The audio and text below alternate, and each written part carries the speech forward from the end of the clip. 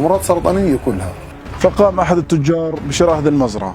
كان كلمتنا بدري الله يسامحك، نحن ضبطنا مزرعة، لقيت صدرها أخضر مع زراق مع تعفن. مسك كميات من الدجاج المريض وتم إعدامهم. الخلل في تطبيق القانون، من هو القائم على هذا القانون هو الذي يتحمل المسؤولية. بعثت ابني يشتري لي دجاجة يوم الجمعة، هذا الكلام الصبح. والله راح ابني قلت له نقيها 2 كيلو كويسة يابا 100%، فجاب لي إياها. فبتفاجأ لما فتحت الدجاجة لقيت صدرها أخضر مع زراق مع تعفن داخل الصدر. فتحت الصدر لقيت كل الصدر على سواد غامق مع زراق وخضار وله ريحة كريهة. قبل فترة بسيطة صار في مزرعتي مرض نيوكاسل وضربت المزرعة عندي. طبعا كلمت التاجر اللي أخذت منه العلف والصوص وقلت له الدجاج قاعد بموت. المهم قال لي استنى شوي وكلم واحد اسمه وجانا على المزرعة هو والعمال اللي معه وصار يحمل في الدجاج اللي عايش واللي ميت. أنا بصراحة استغربت بقول له وين ماخذ الدجاج الميت؟ قال لي هذا بحسب لك إياه نفس السعر تقلقش. قلت له طب ليش بلزمك يعني؟ قال لي هذا بنوزعه في مطاعم بخذوه منه وبيعملوا منه شاورما. يوجد كثير من هذه الحالات التي تم الكشف عنها وتم التبليغ عنها بأن يقوم المربي بحقن هذه الدواجن بالمضادات الحيوية ولا يعطيها فترة الأمان الحيوي حتى يتخلص منها الطير، فبالتالي عندما يبيعها في الأسواق تكون مضرة للإنسان ومضرة على صحة الإنسان. حسب كلام المختص الدكتور البيطري الموجود عندنا انه الدجاج هذا فيه امراض ممكن تؤدي بشكل مباشر صحة الانسان. انا برنوا على المزارعين عندنا دجاج برارة مدبوق تعبان نيوكاسل كاشش، المسمى تبعه باللكملية اللي هو اسمه برارة. فبنروح احنا بنحمله وبننزله للسواق بنبيعه. يكون عندك مريض مدقوق بر نيوكاسل اي بي رشح وفي الصوص الصغير هذا طبعا دق بر بكون كله. بقول لك احنا بدل ما يموت عنا بنبيعه للسوق. انا مزارع دجاج لي 30 سنه ومن ال 30 سنه للسنه واحنا مقصورين. السبب الرئيسي من التجار ومن الحكومه، سوى الحكومه تاعت رام الله يسهل عليها ولا الحكومه الموجوده عندنا هين. قبل هيك تعرضت لمشكلة في المزارع وقمت بالتواصل مع أحد التجار لشراء هذه المزرعة، وكانت المزرعة مصابة فقام أحد التجار بشراء هذه المزرعة.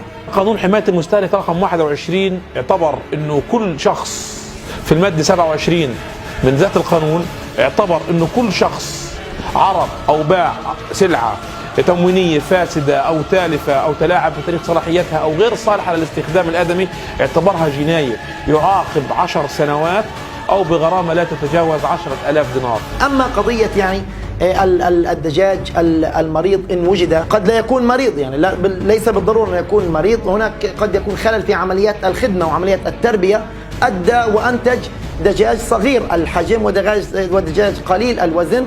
هذا الدجاج يعني في نظر البعض قد يكون مريض لكن ليس له أي أعراض مرضية. بنبيعه بننزله السوق بنبيعه، في أصحاب المطاعم اللي بياخذوا منه للشاورما، في أصحاب المشاوي محلات المشاوي، وفينا المواطنين. نسبة 80 أو 70% من هذه الأنواع مرض يعني سام. عندك مرض النيوكاسل هذا صعب جدا. عندك أنت في دجاج صغير بكون مدقوق إبر، هذا أنت اليوم لما أنت مدقم يعني قبليها بيوم أو بيومين أو بأسبوع مثلا ونازل السوق أبيعه، ولكن إنه بضل إبرة الدواء فيها سعر المفعول. إيش بيأثر على الإنسان؟ هذا سرطان، أمراض سرطانية كلها. في الفقه الإسلامي إذا تسبب هذا الطعام الملوث أو اللي فيه مواد كيميائية بضرر للإنسان فيعتبر هذا تعدي، والمتعدي يكلف بالعلاج، وإذا حصلت وفاة يكلف دفع الدية. كل هذا من أجل الحفاظ على صحة الإنسان.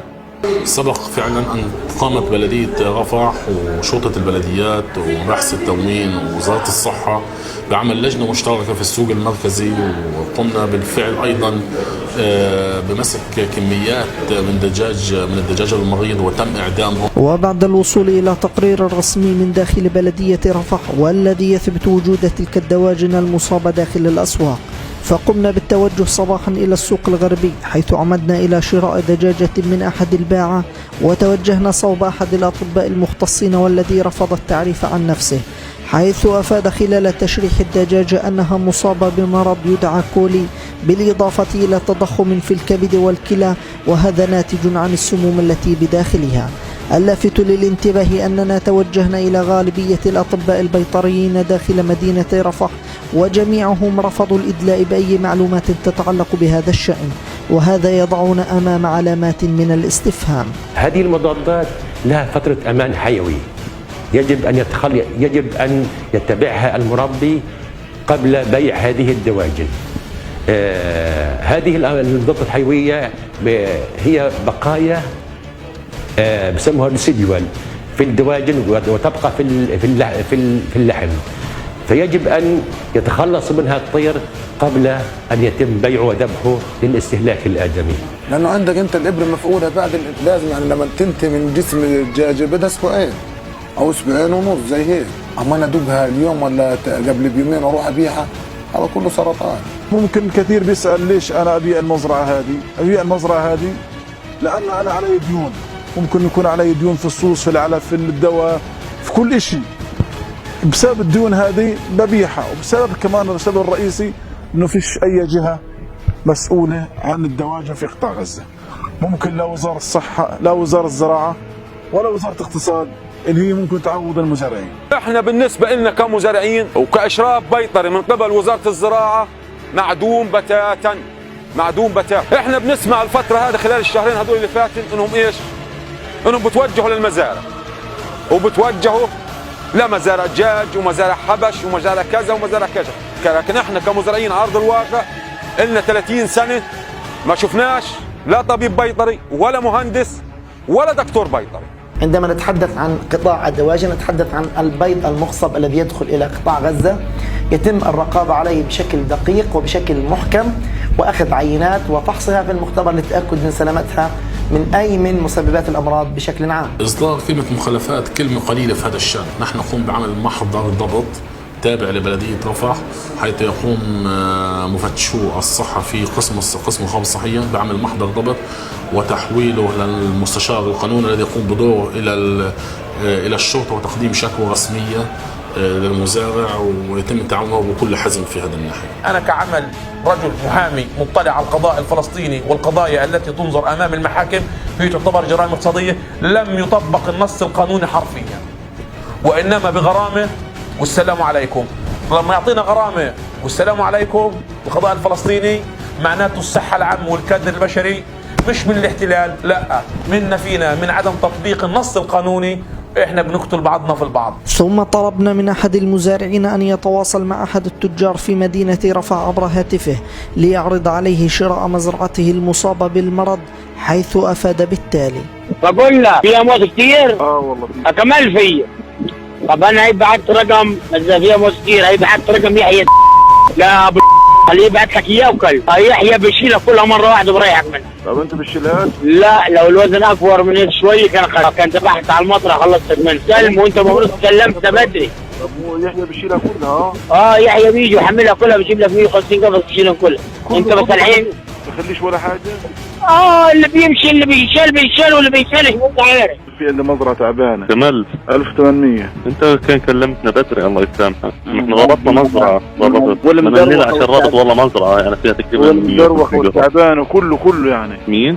والمدروخ والتعبان ويعني كله يعني ما بديش اخلي ولا حبه. انا والله رابط مزرعه. طب واختك انت يعني ممكن تيجي هنا؟ لو حكيت بدري كان بشيل يعني 1000 صوص 2000 صوص وبوزعوه انه اصحاب المطابخ تاوت الرز على الشاورما على تاوت المشاوي على محلات البيع الدواجن العاديه على تعاون التفريك اللي بفركوا الدجاج. هذا امر طبيعي.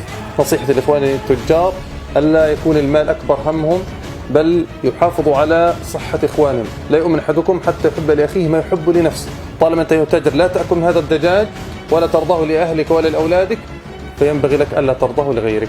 الخلل ليس في نص القانون صراحة، وأقولها وأتحمل مسؤولية. الخلل في تطبيق القانون. من هو القائم على هذا القانون؟ هو الذي يتحمل المسؤولية. المسؤولية مش في المزارع ولا في صاحب المزرعة، المسؤولية في الرقابة. وين دور رقابة المجلس التشريعي؟ وين دور رقابة السلطة التنفيذية؟ وين دور رقابة الموظفين بيحملوا الصفة القضائية؟ كل ما يقدم إلى المزارعين هو من أجل إعادة المشاريع التي دمرها الاحتلال إلى ما كانت عليه، وحتى يعود المزارع إلى نقطة الإنتاج. كل المعطيات التي ذكرت آنفا تجعل صندوق الأسئلة يفيض بلماذا؟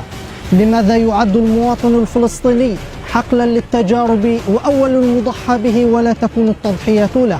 لماذا يهمش في جميع الحسابات؟ لماذا لا يحاسب الفاسدون من جعلوا من لوحة الحياة قطعة خردة؟ الواجب على كافة المسؤولين تكثيف جهودهم واستنهاض كوادرهم والوقوف عند مسؤولياتهم للحفاظ على صحة آبائنا وأطفالنا فضلا عن الأجيال القادمة.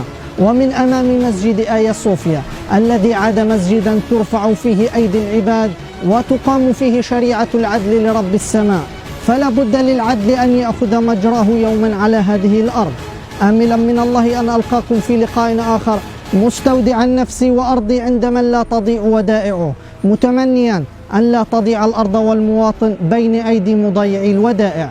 كان معكم يوسف خليل حسان، على أمل اللقاء بكم في لقاء آخر إن ضلينا عايشين، والسلام عليكم ورحمة الله وبركاته.